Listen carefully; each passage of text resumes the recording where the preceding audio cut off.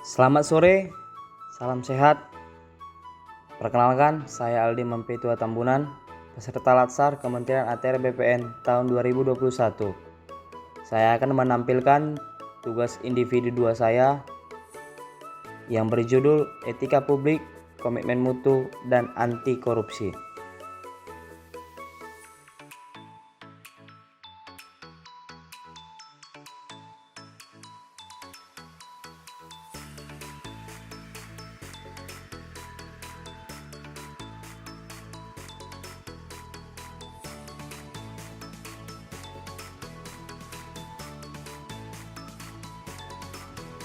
Etika publik adalah refleksi atas baik atau buruknya, benar atau salah yang harus dilakukan atau bagaimana melakukan yang baik atau benar. Sedangkan moral mengacu pada kewajiban untuk melakukan yang baik atau apa yang seharusnya dilakukan.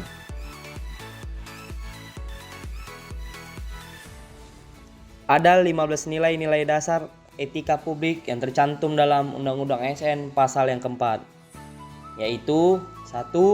Memegang teguh ideologi Pancasila. Yang kedua, setia dan mempertahankan Undang-Undang Negara Republik Indonesia tahun 1945 serta pemerintahan yang sah. Yang ketiga, mengabdi kepada negara dan rakyat Indonesia. Yang keempat, menjalankan tugas secara profesional dan tidak berpihak. Yang kelima, membuat keputusan berdasarkan prinsip keahlian. Yang keenam, menciptakan lingkungan kerja yang non-diskriminatif. Yang ketujuh, memelihara dan menunjang tinggi standar etika luhur.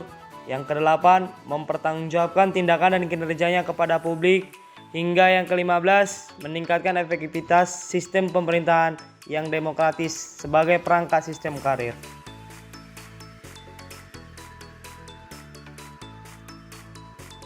Ada 3 jenis dimensi etika publik. Yang pertama, dimensi modalitas, yaitu berupa unsur-unsur modalitas dalam etika publik, yakni akuntabilitas, transparansi, dan netralitas. Yang kedua, dimensi tindakan integritas, yang berarti integritas publik dimaksudkan dari pejabat publik yang sesuai nilai, standar, aturan moral yang diterima dari masyarakat. Yang ketiga, dimensi kualitas pelayanan publik, yang dimaksud kualitas layanan publik yang menjadi tuntutan dari setiap warga masyarakat demi pelayanan yang maksimal.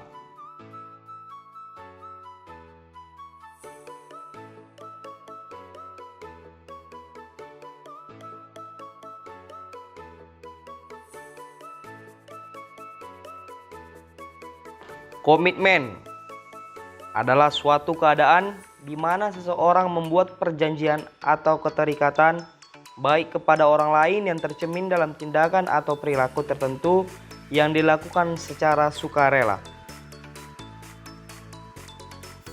Sedangkan quality atau mutu adalah suatu nilai atau kualitas.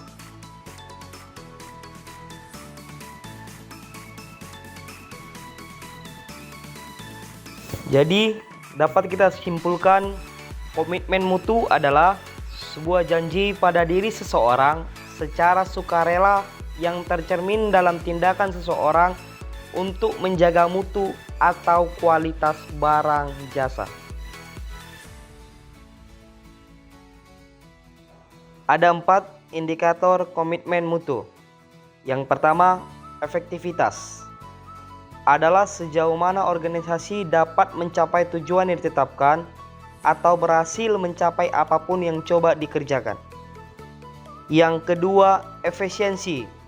Adalah jumlah sumber daya yang digunakan untuk mencapai tujuan organisasional. Yang ketiga, inovasi. Adalah cara utama di mana suatu organisasi beradaptasi terhadap perubahan-perubahan di pasar, teknologi, dan persaingan. Dan yang keempat ialah berorientasi mutu. Adalah setiap kegiatan atau program yang dilakukan dan diarahkan untuk pencapaian standar mutu.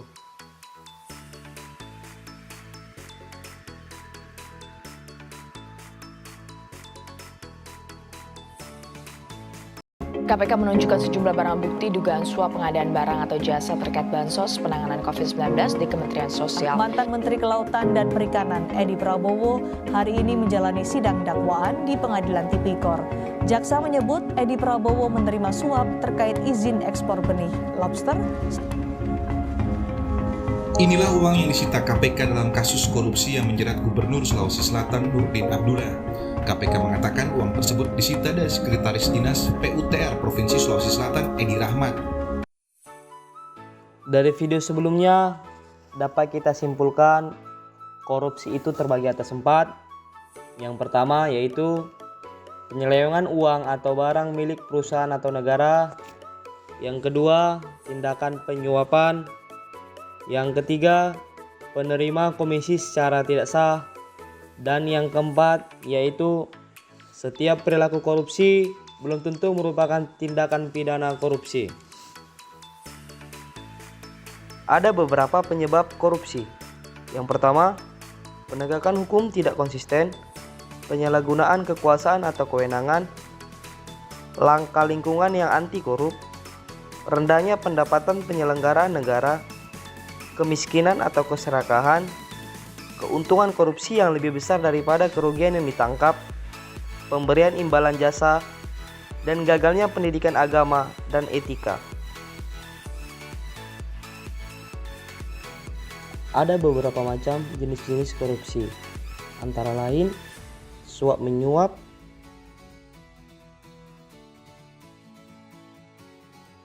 penggelapan dalam jabatan,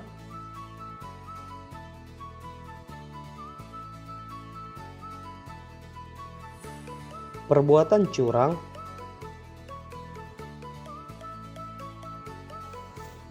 pemerasan,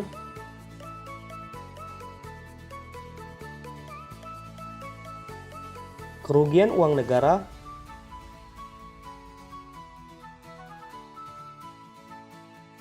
kepentingan dalam pengadaan,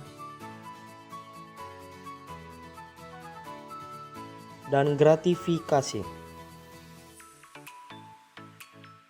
Takut melakukan korupsi bukan hanya terbangun atas ketakutan terhadap denda dan terhadap penjara. Takut melakukan korupsi juga bisa didasarkan pada ketakutan kepada sanksi sosial, takut dan malu pada keluarga, kepada tetangga, dan kepada Allah Subhanahu wa Ta'ala, kepada neraka.